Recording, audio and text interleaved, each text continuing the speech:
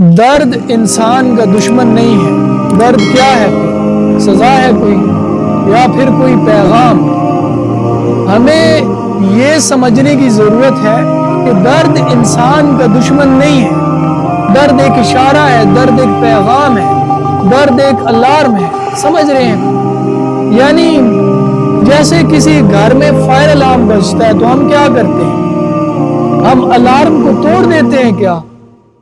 نہیں نا، ہم آگ ڈھونڈتے ہیں۔ ویسے ہی جب آپ کا سر بھاری ہو جائے، دل بوجھل ہو جائے، جب درد محسوس ہونے لگے تو کیا کرنا چاہیے؟ درد اس لیے نہیں آتا کہ ہم پیناڈول کی گولی کھا لیں، انزائٹی اس لیے نہیں آتی کہ ہم فوراً ہی زینک کی گولی کھا لیں۔ یہ درد ایک الارم ہے کہ کچھ غلط ہو رہا ہے۔ یہ درد ایک پیغام ہے کہ کچھ غلط ہوا ہے۔ اس لیے عزیزان محترم، پہلا قدم ٹیبلٹ نہیں ہے، پہلا قدم غور ہے۔ خود سے پوچھیں کہ میں نے کون سی بے اعتدالی کر دی ہے؟ نیند تو کم نہیں لی ہے، پانی کی کمی تو نہیں ہو گئی ہے، غصہ تو زیادہ نہیں کر لیا ہے، خوراک تو بے توازن نہیں ہو گئی ہے، موبائل اسکرین دیر رات تک دیکھنے کی عادت تو نہیں بنا لی۔ اب جب غلطی کی سمجھ آ جائے گی تو یہ بھی سمجھ آ جائے گا کہ اس غلطی میں ہمارے درد کا علاج چھپا۔ لیکن ایک درد اور بھی ہے، روح کا درد۔ دل ہلکا نہ ہو، آنکھ نم رہنے لگے، دل بے چین رہنے لگے، روح بے چین رہنے لگے، ذہن بے وجہ پریشان رہنے لگے، تو یہ بھی ایک الارم ہے۔ یہ بتاتا ہے کہ جڑ کمزور ہو رہی ہے، رابطہ ٹوٹ رہا ہے، روح خالق سے دور ہو رہی ہے، اللہ سے رابطہ ٹوٹ رہا ہے۔ اور روح کے درد کی نشانیاں کون سی ہیں؟ ایک عجیب سی بے چینی، ایک نا امیدی، سب کچھ ہوتے ہوئے بھی ایک عجیب سا خلا، بے وجہ رونے کا جی چاہتا، اور چھوٹی چھوٹی باتوں سے انسان سٹریس محسوس کرنے لگتا ہے۔ اب اس صورت میں ہمیں اس سلام کو، اس پیغام کو سننے اور سمجھنے کی ضرورت ہے جو قدرت ہم تک پہنچا رہی ہے۔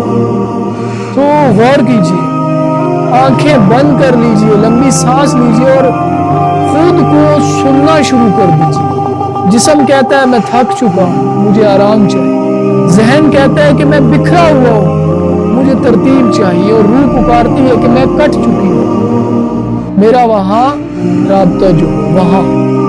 جب ہم خود کو اندر سے سننا شروع کرتے ہیں کہ باہر سے خاموش ہو، اور یہ وقت ہے کہ جب انسان کو دنیا کی رنگینیوں سے بس ایک قدم، صرف ایک قدم پیچھے ہٹ کر اللہ کی طرف ایک قدم بڑھائے۔ اور اگر دل درست ہوگا تو نظر درست ہوگی، اور دل درست ہوگا تو قدم درست ہوگا۔